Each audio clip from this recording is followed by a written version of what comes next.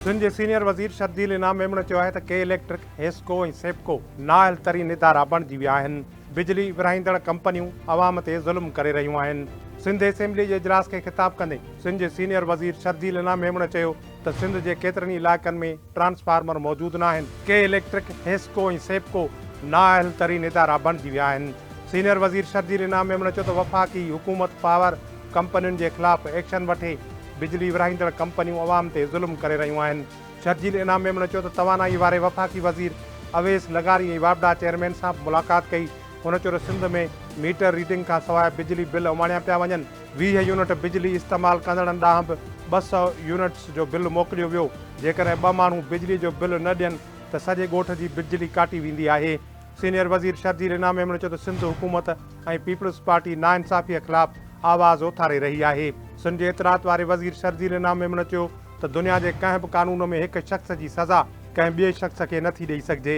हिकु बिजलीअ जे चोर जे करे सॼे इलाइक़े जी बिजली बंदि कई वञे थी। के इलेक्ट्रिक हो या हेस्को हो या सेप्को, ये एक पाकिस्तान के नाअहल तरीन इदारे बन गए हैं। मैं एक छोटा सा मिसाल देता हूं। एक गांव है, उसमें 50 घर है।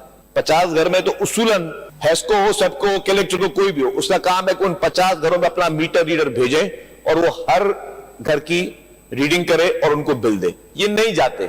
ये करते क्या है कि शायद उनको अपने उन मीटर रीडरों पे एतमाद नहीं है या ये वो पैसा भी खर्च नहीं करना चाहते। ये घर बैठे उन लोगों को बिल भेज देते हैं बगैर इसके चेक किए कि किसने कितने यूनिट जलाया, किसका कितना बिल बना। घर बैठ के बिल भेज दिए। अगर किसी ने 20 यूनिट इस्तेमाल किया तो उसको 200 यूनिट का बिल आ गया।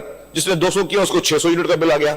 वो लोग चले जाते हैं भाई कि ये हमने तो इतने यूनिट इस्तेमाल नहीं किए और आपकी तरफ से कोई मीटर रीडिंग के लिए आया ही नहीं है। कहते हैं ठीक है, हम आपको किस्तें करके दे देते हैं। ओ भाई किस चीज की किस्तें? जब एक चीज मैंने इस्तेमाल की नहीं है तो आप मुझसे उस चीज का तकाजा किस तरह कर सकते हैं? या फिर क्या करते हैं, लेट सपोज वो जो मैंने कहा कि एक गांव में 50 घर है, उस 50 घर में 5 लोगों ने बिल अदा नहीं किया, तो आपने करना क्या है? अगर 5 लोगों ने बिल अदा नहीं किया तो आपने उन 5 लोगों की बिजली काटनी है। ये 5 लोगों की बिजली नहीं काटती है, कहते हैं जी ये लाइन लॉसेज हैं और इसके पूरे गांव की बिजली काट दो, उनके ट्रांसफार्मर लेके जा चुके हैं। इस वक्त भी आप सर्वे कराएं, सिंध भर में कितने इलाके हैं, कितने गांव हैं जहां पे ट्रांसफार्मर मौजूद ही नहीं है। सर इस गर्मी में भी हीट वेव की बात करें, और आज से हीट वेव से शुरू है। 22 घंटे बिजली नहीं है, 22 घंटे। सीनियर वज़ीर शर्जील इनाम मेमण चयो त बिल अदा न कंदड़नि जी सज़ा बिल ॾींदड़नि खे नथी ॾेई सघिजे। पैसो ख़र्च न पियो कयो वञे, घर वेठे बिल मोकिलियो पियो वञे।